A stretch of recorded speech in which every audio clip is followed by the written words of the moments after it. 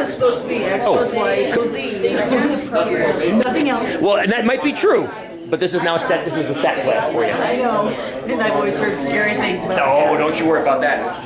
Friends, I understand you're probably still working, and that's okay. I want to take a few moments just to hear some ideas. And this brings up, Linda, you bring up a beautiful, beautiful point. Linda was asking again about the beads in the bottle. There's also some stuff to account for in the bottle. There was a handle on the, I don't know if you guys caught that. There's a handle that's indented on the bottle. I don't know if you caught that or not. Right, you caught that? I choose to ignore that. At the bottom of the glass kind of puts off a illusion that seems bigger than... Right, exactly. Maybe the glass optically was distorting the bead's view through the glass. All true. All true. For all those reasons, unless you actually count every bead in the jar, you're never going to know how many are in there. But that's the point. The point isn't the answer for the estimation problems. The point is how you go about doing them. And that's also why I love pairing you guys up or tripling you up so you can bounce off. How many of you guys were getting into like mental fist fights with your partner? No, don't do it that way, do it this way. Or were you playing really nicely? You're playing nicely. Fantastic, that's even better. But the fact is you were playing with each other and you were figuring out how to work together, refine your answers, and come up with a common solution. So, let me hear some. Let's start with my time saved by having the shower in Grandview. First I want to hear your shooting from the hip estimates. How many of you said, let me look up a quiz, hang on.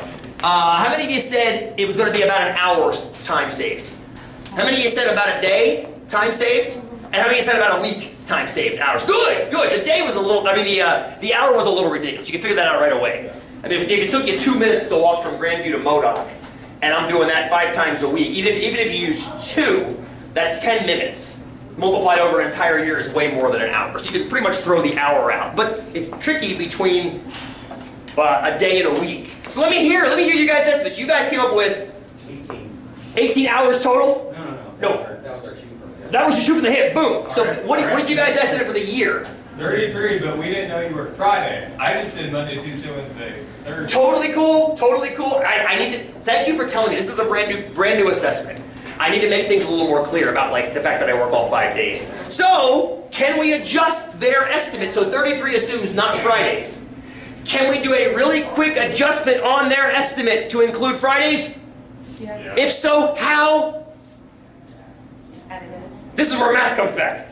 Divide it by 5 and add another one? I would say divide it by 4 and add another one, right? If you divide that number by 4, can I make your 33 32?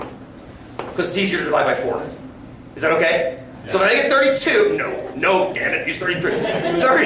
32 divided by 4 is 8. So essentially what you guys are saying is I'm saving 8 hours every Monday, 8 hours every Tuesday, 8 hours every Wednesday, 8 hours every Thursday. Stands to reason, unless I'm slower on Fridays, I'm going to be saving 8 hours every Friday. So add the 8 into the other 8s and I end up with 40 hours of saved time. I save an entire work week by having a shower in the building. Hot damn! Other estimates on my time saved. Other estimates. Cameron, 25 hours. Good, you made me either walk a little faster or walk a little shorter. Totally fine. 25 hours saved. Other estimates. We came up with 100 hours. 100 hours. A week or 100 minutes a week? I mean 100 minutes. That makes me happier. Yeah. I don't walk quite that slow. Yeah. So 100 minutes a week. Right. Let's extrapolate out. 100 minutes a week times how many weeks? 33. Technically 33. Right. So that's 3,300 minutes a year. So it's 55 hours total a year. There we go. 55 hours total a year. I'm liking your guys' estimates. I'm saving all kinds of time. This is great. What else? What else we got? Please tell me your name again. Tanner. Tanner, thank you. I got 77 hours. 77 hours a week. I love this. I love it. I love it. I'm going to start sleeping in. Other time estimates? Be brave. Let me hear them. Did you guys do time? You guys do Crater Lake? Yeah, we got what they did. Oh, you got it. Okay, good, good. So I love it. Who's right? Nobody. Who the hell knows? I don't walk the same speed every day. And now that I'm in Grandview, I don't time my walk. I never once actually timed my walk to Pioneer from Pioneer to Mazama. Which route did you take? Great question. No, this is a good question Asadi asked. I need to make this more clear. Bird's eye, basically, or crow flies. Oh. So I was pretty much going cross country right now. Because we did the road, because we said... You could, I mean, and it's not going to affect your answer all that much because it's a pretty short distance overall. So if I took the trails, I'd probably walk a little faster because I wasn't going cross country, but I go a little bit more distant, so it all kind of washed in the end. No, that's a good point. I need to make that quiz a little more clear about certain things. I apologize about the 3 miles per hour. That wasn't intended to make you do math. That was just that's a normal walking gait. 3 miles an hour is like what you guys did down from here to Metolius. That's all that was. All right, Crater Lake, water in Crater Lake. How many gallons? Well, first of all, did you guess? How many of you guessed? Million gallons. Millions of gallons? Yeah, millions of gallons. Billions of gallons. That's what I guessed. Trillions of gallons. Quadrillions of gallons. Okay, so we had mostly to guess trillions. That's, as far as I can tell, the most correct response. It is trillions of gallons. But how many trillions of gallons? What did you guys get? What did you guys get, please? I got 12 trillion. 12 trillion gallons of water. Holy crap, 12 trillion gallons of What water. about 30? Maybe 30 trillion gallons of water. Let me hear shape. What shape did we use? Cone. Cone shape, love it. You guys do the sphere. we did the sphere. Sphere. So 30 trillion. These guys brought up a very, very good point when they ran it as a sphere.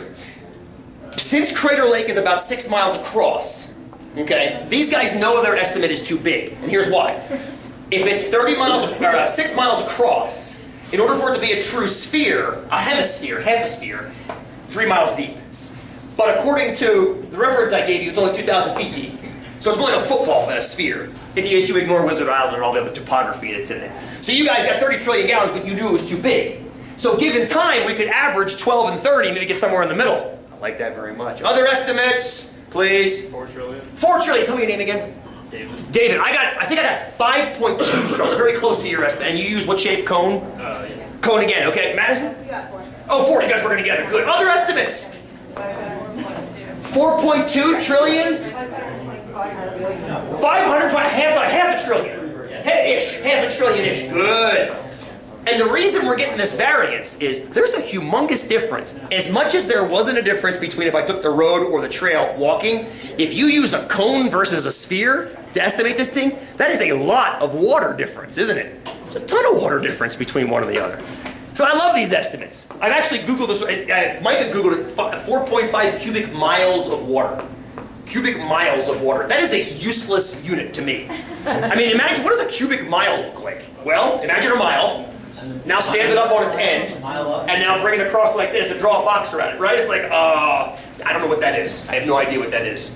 But gallons, I think we can envision, even though 12 trillion is a ridiculous number to even try to approximate in your head. Okay, here's the deal. I gave you guys a program. We'll play with that next time. We're not quite done with this estimation business, but I want you to go home and think about some stuff.